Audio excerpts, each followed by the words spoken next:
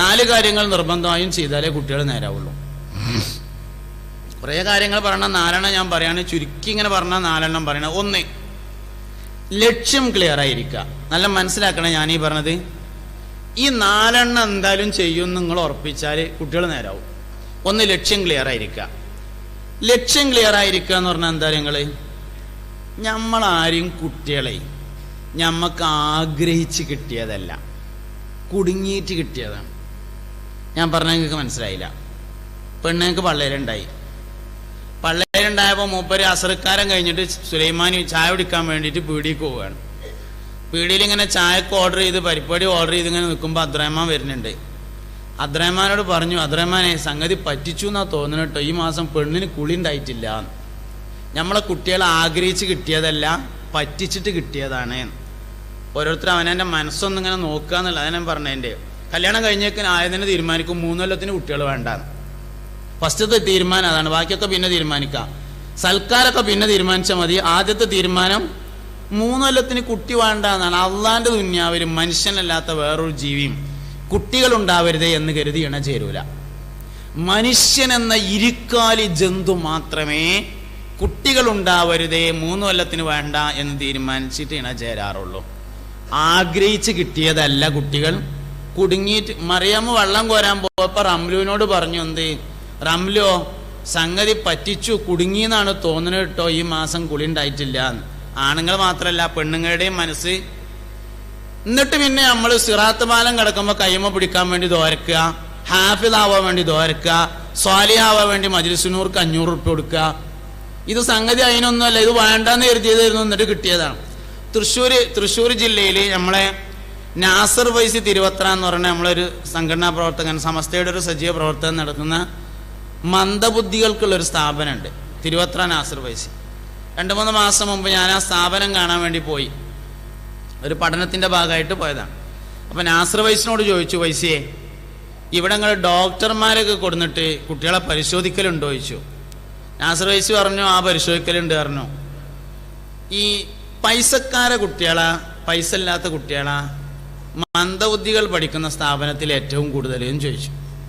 മൂപ്പര് റിസൾട്ട് പറഞ്ഞു. അതിന് നിങ്ങൾ ആരോടും പറയണ്ട, ഒരു റിസൾട്ട് എന്താ വെച്ചാൽ കണ്ണാണാത്തവരധികവും ഫക്കീറന്മാരാണ്, സംസാരശേഷി ഇല്ലാത്തത് മന്ദബുദ്ധികൾ അധികവും സാമ്പത്തിക ശേഷിയുള്ളവരാണ്.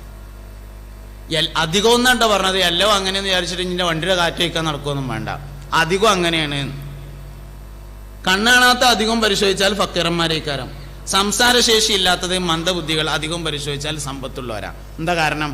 അതിനൊരു പ്രധാനപ്പെട്ട കാരണമുണ്ട്. അതിൻ്റെ ഒരു പ്രധാനപ്പെട്ട കാരണം എന്താ വെച്ചാൽ, വേണ്ടാന്ന് ആഗ്രഹിച്ചിരുന്നു, പക്ഷെ ഗർഭമുണ്ടായി.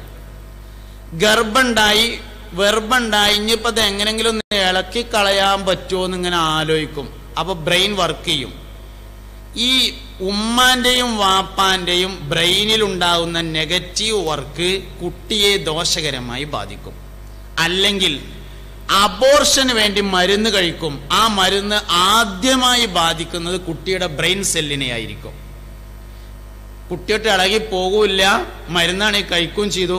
ചിലപ്പോൾ വല്ല നാടൻ പ്രയോഗങ്ങളൊക്കെ നടത്തും. ആ നാടൻ പ്രയോഗങ്ങളൊക്കെ ബാധിക്കുന്നത് കുട്ടിയുടെ ബ്രെയിൻ സെല്ലിനെയാണ്.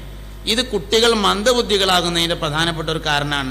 എല്ലാ മന്ദബുദ്ധികളും അങ്ങനെ എന്ന് ഞാൻ പറഞ്ഞിട്ടില്ല, പ്രധാനപ്പെട്ട ഒരു കാരണമാണ്. അതിന് നാസർ വൈസി തിരുവത്രയോട് അവിടെ പരിശോധിക്കാൻ വന്ന ഡോക്ടർമാർ പറഞ്ഞു എന്നേ ഞാൻ പറഞ്ഞിട്ടുള്ളൂ. പറഞ്ഞത് അതേമാതിരി തന്നെ കേൾക്കുക. അവിടെ പരിശോധിക്കാൻ വേണ്ടി വന്ന ഡോക്ടർമാർ അങ്ങനെ പറഞ്ഞു. ഇത് വളരെ പ്രധാനപ്പെട്ട ഒരു സംഗതി തന്നെയാണ്. മനുഷ്യൻ എന്ന ജീവി മാത്രമാണ് കുട്ടികൾ വേണ്ടെന്ന് തീരുമാനമാക്കുന്നത്. വേറെ ഒരു ജീവിയും, ഒരു പശുവിനെ ഒരു മൂരി ഇണ ചേരുമ്പോൾ കുട്ടികൾ ഉണ്ടാവാണ്ടെന്ന് ഒരിക്കലും വിചാരിക്കൂല. ഒരു പെണ്ണാടിനെ ഒരു കൊറ്റനാട് ഇണ ചേരുമ്പോൾ കുട്ടികൾ ഉണ്ടാവാതിരിക്കട്ടെ എന്ന് വിചാരിക്കൂല. ഒരു കോഴിയെ ഒരു പൂവൻകോഴി ഇണ ചേരുമ്പോൾ മുടടാതിരിക്കട്ടെ എന്ന് വിചാരിക്കൂല. മനുഷ്യൻ മാത്രമാണ് മക്കൾ ഉണ്ടാവരുതേ എന്ന് തീരുമാനിക്കുന്ന ഏകജീവി. എന്തുകൊണ്ടാണ് ഇങ്ങനെ സംഭവിക്കുന്നത്? കുട്ടികൾ എന്തിനാണ് എന്നതിൻ്റെ ലക്ഷ്യം ക്ലിയർ അല്ലാത്തതാണ് കാരണം. അപ്പൊ നമ്മക്ക് എല്ലാവർക്കും മക്കളുണ്ട്, ഇഞ്ഞുണ്ടാവണം എന്ന് നമ്മളെല്ലാവരും ആഗ്രഹിക്കുന്നുണ്ട്. അള്ളാഹു നമ്മളൊക്കെ മക്കളെ സ്വാലിഹ്യങ്ങളാക്കട്ടെ. ധൈര്യമായിട്ട് ആമീൻ പറഞ്ഞോളൂ, കുഴപ്പമൊന്നുമില്ല. പക്ഷെ ഒരു കാര്യമുണ്ട്, എന്തിനാണ് കുട്ടി എന്നത് തീരുമാനമാക്കുന്നിടത്ത് വിജയിക്കണം. എന്തിനാ കുട്ടിയെന്ന് ഞാൻ ഇപ്പം നിങ്ങളോട് ഒരു കടലാസിൽ എഴുതി തരീന്ന് പറഞ്ഞാലേ മിക്കവാറും ആൾക്കാർ ആദ്യം എഴുതുക പ്രായമാകുമ്പോൾ നോക്കാനെന്നാ, വയസ്സാവുമ്പോൾ നോക്കാൻ എന്നാണ് ആദ്യം എഴുതരാം. ചങ്ങായി അതിന് പൈസ ഉണ്ടെങ്കിൽ ഒരു നഴ്സിനെ വെച്ചാൽ പോരെ, എന്തിനാ അതിന് കുട്ടികൾ വയസ്സാവുമ്പോൾ നോക്കാൻ? 10 മക്കളുള്ള ആൾക്കാരൊക്കെ ഉണ്ട്, ഓലൊക്കെ വയസ്സാകുമ്പോൾ ഇപ്പോൾ നോക്കുന്നുണ്ടാവും? ഇല്ലേ. ഒരു ശമ്പളത്തിന് ഒരു നഴ്സിനെ വെച്ചാൽ ഉഷാറായിട്ട് നോക്കും, അവനാരെ കുട്ടികൾ നോക്കണേക്കാൾ. വയസ്സാവുമ്പോൾ നോക്കാൻ കുട്ടികൾ വേണ്ട. വയസ്സാവുമ്പോൾ അല്ല ദണ്ണത്തിൽ കിടന്നാൽ പിന്നെ എന്താ ഒരു മരുന്നെടുത്ത് തരാൻ എന്താ കാട്ടുകയെന്നാ. അത് നേരെ അങ്ങോട്ട് തിരിച്ചാലോചിച്ചാൽ പോരില്ല. വയസ്സാവുമ്പോൾ ദണ്ണത്തിൽ കിടക്കാതിരുന്നാൽ പോരെ, ഒരു കുഴപ്പമില്ലല്ലോ. എന്തിനാ പോയി ദണ്ണത്തിൽ കിടക്കണം എന്ന് ആഗ്രഹിക്കണത്? ചില വിഷയങ്ങളൊക്കെ നമുക്ക് അങ്ങനെയാണ്. 8000 റുപ്യ ശമ്പളം ഉണ്ടായിരുന്നു, 8000 ദിർഹംസ് സൂപ്പർ മാർക്കറ്റിലായിരുന്നു, ഗൾഫില് UAE 8000 ദിർഹംസ് ഉണ്ട്. മലയാളി തന്നെയാണ് മുതലാളി. മുതലാളിനോട് പറഞ്ഞു, എനിക്ക് ഹുറൂജ് അടിച്ചാൽ ഞാൻ പോവുകയാണ്, 8000 കൊണ്ട് മുതലാവില്ല. ഒരാശുപത്രി കേസ് വന്നാൽ 10,000 ഇല്ലാതെ നടക്കൂല. ഓൻ പോകുന്നേന്ന് ഉറപ്പിച്ചപ്പോ എന്നാ മുതലാളി പറഞ്ഞു, എനിക്ക് 10,000 തന്നെ ഇവിടെ നിൽക്കുകയായിരുന്നു. ഓരോ മാസവും 2000 ആശുപത്രി കൊടുക്കേണ്ടി വരും. എന്തേ? 2000 അവൻ ആഗ്രഹിച്ചതും ചോദിച്ചതും ആശുപത്രിയിൽ കൊടുക്കാനായിരുന്നു. നമ്മൾ എന്താണോ ആഗ്രഹിക്കുന്നത് അതിനാ കിട്ടുക. ആശുപത്രി കൊടുക്കാനായി നമ്മൾ പൈസ എന്ന് ആലോചിച്ചതുകൊണ്ടാണ് കിട്ടുന്നത്. എന്താ അങ്ങനെ ആശുപത്രി കൊടുക്കാൻ കുട്ടിനെ ആലോചിക്കേണ്ട ആവശ്യം, അല്ലെങ്കിൽ പൈസ ആഗ്രഹിക്കേണ്ട ആവശ്യം? ആശുപത്രി കിടക്കാതിരിക്കാൻ ആലോചിച്ചാൽ പോരെ, അല്ലെങ്കിൽ അതിന് തോരുന്നാ പോരെ. പഠിച്ചോനെ എനിക്ക് വയസ്സാവുമ്പോൾ ആശുപത്രി കിടക്കുമ്പോൾ മരുന്നെടുത്ത് തരാൻ ഒരു കുട്ടിനെ തരണേ എന്ന് പറഞ്ഞാൽ അതിൽ കുറെ ദുആ ഒന്നിച്ചാണത്. വയസ്സാവുമ്പോൾ ആശുപത്രിയിൽ കിടത്തണേ, മരുന്നെടുത്ത് തരുന്ന അവസ്ഥ ഉണ്ടാക്കണേ, അപ്പോൾ എനിക്ക് മരുന്നെടുത്ത് തരാൻ ഒരു കുട്ടിയെ തരണേ. ഇതൊക്കെ ആ ദുആയിലുണ്ട്. വെറുതെ ആവശ്യമില്ലാത്ത തോർക്കേണ്ട കാര്യമില്ലല്ലോ, ആവശ്യമുള്ളത് തോർന്നാ പോരെ.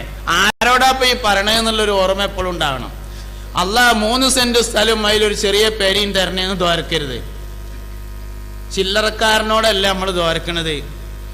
ഒരു 60 സെന്റ് സ്ഥലവും ഇപ്പത്തെ കാഴ്ചപ്പാടില് അതിലൊരു 2 നിലയുള്ള വീടും മുറ്റത്തൊരു ഇന്നോവ കാറും തരണേന്ന് തന്നെ ദ്വാരക്കണം. അള്ളാഹിന്റെ അടുത്ത് ഇഷ്ടം പോലെ തരാണ്ട് പിന്നെ എന്തിനാ അങ്ങനെ ചുരുക്കി ദ്വാരക്കേണ്ട ആവശ്യം?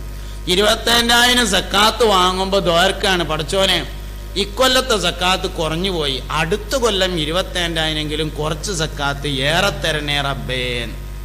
എന്താ മനുഷ്യന്മാരെ, അതൊന്ന് തിരിച്ചു തോരുന്നൂടെ? പഠിച്ചോനെ ഇക്കൊല്ലത്തെ 25,000 എനിക്ക് സക്കാത്ത് വാങ്ങേണ്ടി വന്നു, അടുത്ത കൊല്ലത്തെ 25,000 എനിക്കൊന്ന് സക്കാത്ത് കൊടുക്കാനുള്ള അവസരം തരണേന്ന് ദോരന്നാൽ അള്ളാന്റെ അടുത്ത് ഉണ്ടല്ലോ ഇഷ്ടം പോലെ. നിങ്ങൾ എന്നോട് ദോരന്നോളി, ഞാൻ നിങ്ങൾക്ക് തന്നോളാന്ന് പറഞ്ഞത് പറ്റിക്കാൻ വേണ്ടി പറഞ്ഞോന്നല്ല, തരാൻ വേണ്ടി പറഞ്ഞു തന്നെയാണ്. ചോദിക്കാൻ തയ്യാറില്ലാത്ത പ്രശ്നം, കിട്ടുന്ന കരുതി ചോദിക്കണില്ല, അതാണ് വലിയൊരു പ്രശ്നം. അപ്പോ വയസ്സാവുമ്പോൾ നോക്കാൻ കുട്ടികൾ വേണ്ട. ഞാനീ പറഞ്ഞത് ആണുങ്ങളും പെണ്ണുങ്ങളും എല്ലാവരും നല്ലോണം മനസ്സിലാക്കണേ. വയസ്സാവുമ്പോൾ നോക്കാൻ കുട്ടികൾ വേണ്ട. പിന്നെ ഇപ്പൊ എന്തിനാ കുട്ടികള്? പിന്നെ ഇപ്പൊ രണ്ടാമത്തെ കുട്ടികളൊരു ആവശ്യം എന്ന് പറഞ്ഞാല് നമ്മളെ തറവാട് നിലനിൽക്കാൻ ഒരു കുട്ടി വേണ്ടേ എന്നാണ്. നമ്മളെ തറവാടുണ്ടല്ലേ, നമ്മളെ കിഴക്കേതില് വടക്കേതില് തെക്കേതില് പടിഞ്ഞാറേതില് പിന്നെ എന്നൊക്കെ പറഞ്ഞിട്ടുള്ള തറവാട്. നാളെ ഒരാൾ എന്നെ വിളിച്ചിട്ട് പറഞ്ഞു, നമ്മളാ തോട്ടത്തിൽ കുടുംബസംഘം ഉണ്ട്, നിങ്ങളൊന്ന് വരുകൊണ്ട് പറഞ്ഞു. എൻ്റെ വീട്ടുപേര് തോട്ടത്തിൽ നിന്നാണ്. തോട്ടത്തിൽ കുടുംബസംഘം ഉണ്ട്, നിങ്ങൾ വരുകൊണ്ട് പറഞ്ഞു. അപ്പൊ ഞാൻ പറഞ്ഞു, ഏത് തോട്ടത്തിൽ നിന്നാ നിങ്ങൾ ഈ പറയണത് പറഞ്ഞു. അല്ല നമ്മളാ തോട്ടത്തിൽ പറഞ്ഞു. ഞാൻ നിങ്ങളാ വിചാരിച്ച ആ തോട്ടത്തിലൊന്നല്ല. ഇവിടെ തോട്ടത്തിൽ രവീന്ദ്രൻ മേയർ, കോഴിക്കോട് മേയറായിരുന്നു. പിന്നെ തോട്ടത്തിൽ നിന്നുണ്ട് കുറെ ബസ് ഓടുന്നുണ്ട്, അതൊന്നും ഇന്റതല്ല. ഇന്റെ തോട്ടോ ആ തോട്ടോ ഒന്നല്ലേനും, തോട്ടത്തിൽ അയച്ചിട്ട് ഒന്നാവില്ല. എന്റെ വല്യാപ്പാന്റെ വാപ്പ കൊളത്തൂർ വന്ന് താമസാക്കിയപ്പോ ഞങ്ങളെ തറവാട് വീടിന്റെ പിൻവശത്ത് 8 കഴുങ്ങുണ്ടായിരുന്നു, അതാണ് തോട്ടം. അതിന്റെ മുമ്പ് പുത്തനങ്ങാടിയിലാണ് താമസിച്ചിരുന്നത്. പുത്തനങ്ങാടിയുടെ കിഴക്കേ തലക്കലാണ് താമസിച്ചിരുന്നത്. അന്നത്തെ വീട്ടുപേര് കിഴക്കേ തലക്കൽ എന്നാണ്. അതിന്റെ മുമ്പ് പൊന്നാനിലാണ് അത്ര താമസിച്ചിരുന്നത്. അന്നത്തെ വീട്ടുപേര് വേറെയാണ്.